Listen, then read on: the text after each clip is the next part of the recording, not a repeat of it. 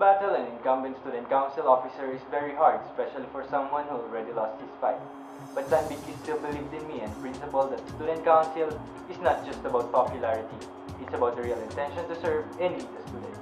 Mula sa may power na ang piso mo patungo sa Student Initiative for Growth and Awareness, yan po ang nagbukas ng aking pintuan upang tumakbo sa tunay na mundo ng politika.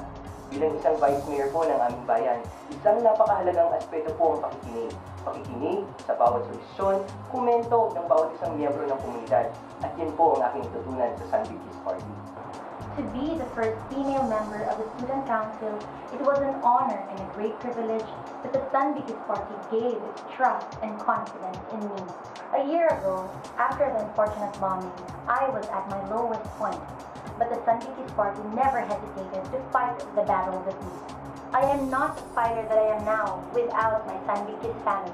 Ang pagkakaroon po ng posisyon sa gobyerno man o kahit anong institusyon ay hindi dapat po pinagmamalaki. Instead, it must be delivered with the highest degree of diligence. For the interest of the community must be the first and only priority. San Vicky's abhors mediocrity. Entering into something half-hearted is not our practice.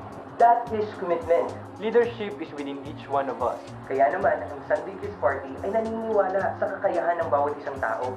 It is inevitable that the women of today can be the forerunners of our society. Humility is beyond victories. Commitment is beyond positions. Leadership is beyond numbers. Be one.